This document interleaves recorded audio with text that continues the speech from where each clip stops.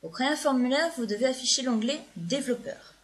Donc pour cela, vous allez dans Fichier, Options, et dans la boîte de dialogue qui s'ouvre, vous cliquez sur Personnaliser le ruban. Et dans la colonne de droite, si vous n'avez pas onglet principaux dans le menu déroulant, vous cliquez et vous allez le chercher. Et vous cochez Développeur. Et vous faites OK.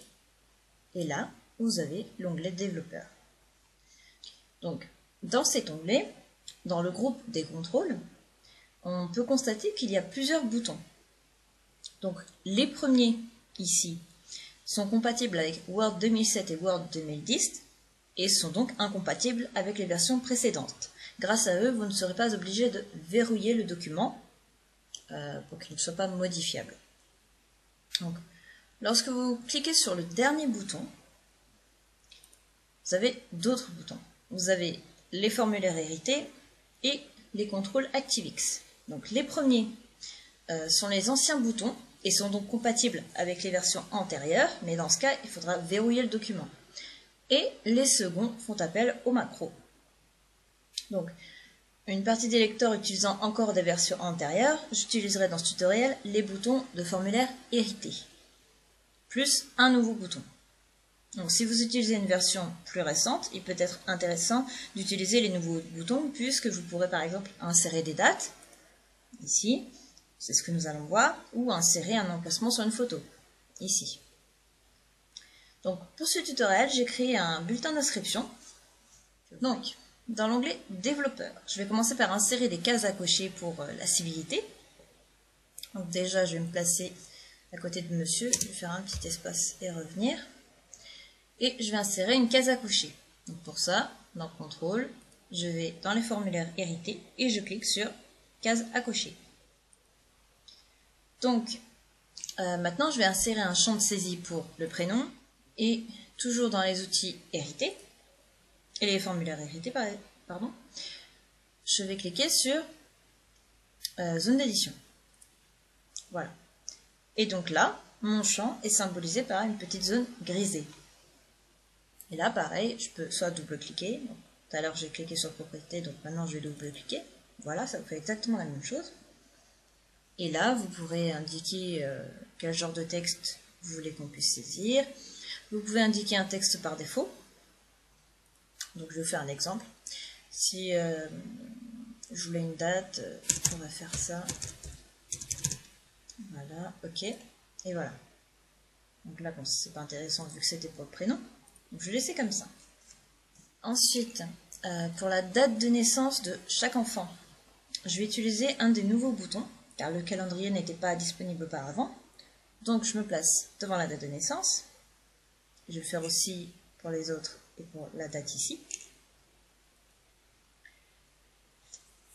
Et je vais cliquer ici. Contrôle du contenu de sélecteur de date. Et voilà. Et j'ai rien d'autre à faire. Donc, quand vous cliquez sur la flèche, vous aurez un petit calendrier.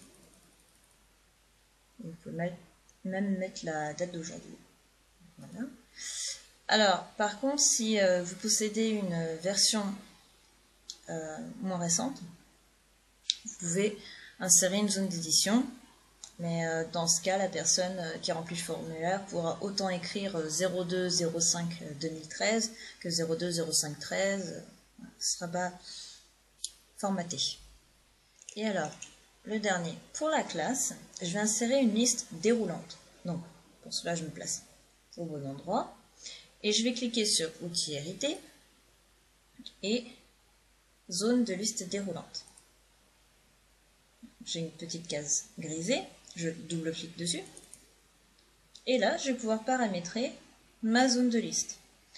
Donc, ici, dans éléments de liste, vous insérez chaque élément que vous voulez dans votre liste déroulante. Donc, moi, je vais les saisir. Donc, maternelle, ajouter.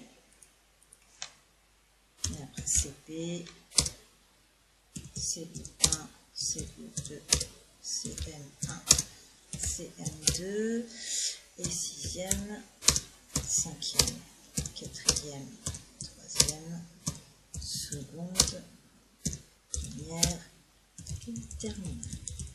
Voilà.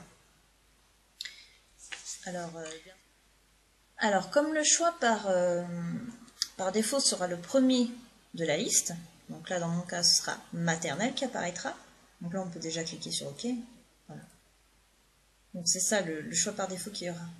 Donc si la personne regarde que les champs vides, bon, elle va croire qu'elle l'a déjà rempli, et bon, nous on ne sera pas très sûr, est-ce que vraiment son enfant est en maternelle, ou est-ce qu'elle a juste oublié de le remplir. Donc, il peut être intéressant de rajouter un champ, par exemple, sélectionner une classe, ajouter. Et alors là, il arrive à la fin, donc ça ne sert strictement à rien, je vais juste le déplacer en le remontant.